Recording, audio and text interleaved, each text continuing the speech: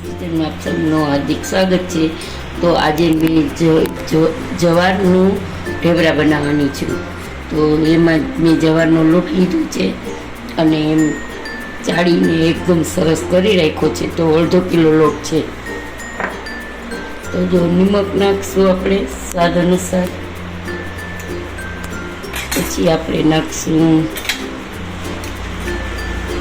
હિંગ, પછી લાલ મરચું થોડુંક, બહુ નહીં નાખીએ, લીલું મરચું નાખવાનું છે એટલે હળદર, દાણા જીરું. આપણે તલ નાખી દઈશું અને અહીંયા આપણે પેલા મોણ નાખી દઈશું થોડુંક. અને અહીંયા મરચાંની પેસ્ટ છે બધી નાખી દઉં છું. 3 મરચાંની પેસ્ટ કરી છે. તો એટલે તો જોશે એટલે આપણે બધું આમાં ભેળવી દઈએ, મિક્સ કરી દઈએ.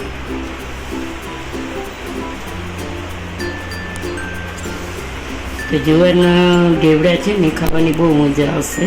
અને એને આપણે છે ને ખાટું હોય ને, દહીં હોય, છાશ હોય, તો એમાં આપણે બાંધવાનું છે. અહીંયા મારી પાસે જો દહીં છે તો હું દહીં લઈ લઉં છું. જો એ પ્રમાણે આપણે પછી આપણે લોટ બાંધી દઈશું. તો સરસ આપણે લોટ બાંધવાનો છે. તો ગાઈઝ મેં એક સફેદ કપડું લઈ લીધું છે, ધોયેલું ચોખ્ખું, અને એના પાટલા ઉપર રાખી અને આમ પાણી છાંટીને છટકારો મારી દીધો છે.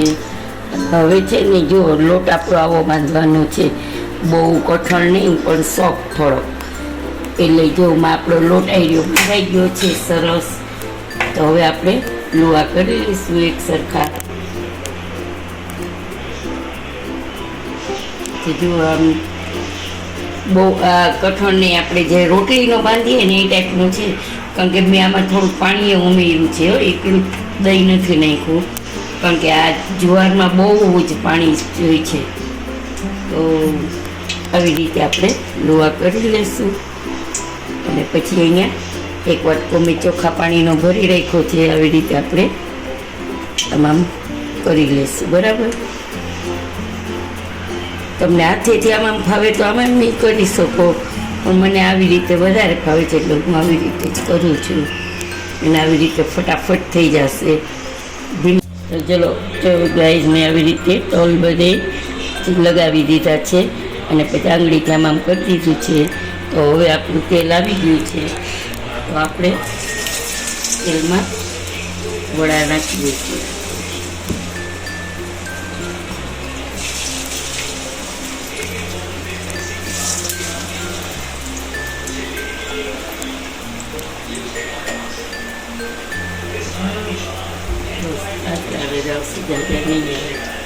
જુઓ આપણા વડા એકદમ એક સાઈડ થઈ ગયા છે. તો હવે આપણે એને પલટી લઈશું.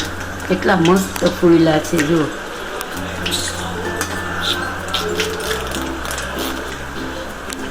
જુઓ આપણે પલટીને બે સાઈડ સરસ કરી લીધા છે.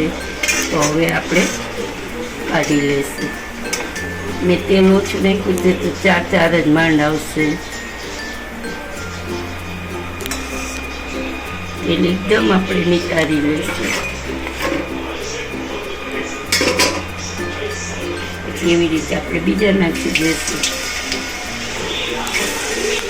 જો ગાઈઝ, આપણે આજની રેસીપી રેડી છે. તો જુવારના ઢેબરા તૈયાર છે. તો આપણે દહીં સાથે ખાઈ શકીએ, ચા સાથે ખાઈ શકીએ, તમને ચટણી સાથે ખાવા હોય તો ખાઈ શકો, ગમે તે રીતે ખાઈ શકો. ક્રિસ્પી અને મસ્ત બનાવ્યા બન્યા છે. તો જુઓ, મોઢામાં જોતા વેત જ મોઢામાં પાણી આવી જાય છે. તો આજનો વિડીયો તમને કેવો લાગ્યો તે જરૂરથી જણાવજો, લાઈક કરજો. અને જો વિડીયો તમને પસંદ આવ્યો હોય તો તમે કમેન્ટ કરી અને જરૂરથી તમે બતાવજો કે આજનો વિડીયો કેવો લાગ્યો. અને તમારા ફ્રેન્ડ સર્કલમાં જરૂરથી શેર કરજો. જય શ્રી કૃષ્ણ.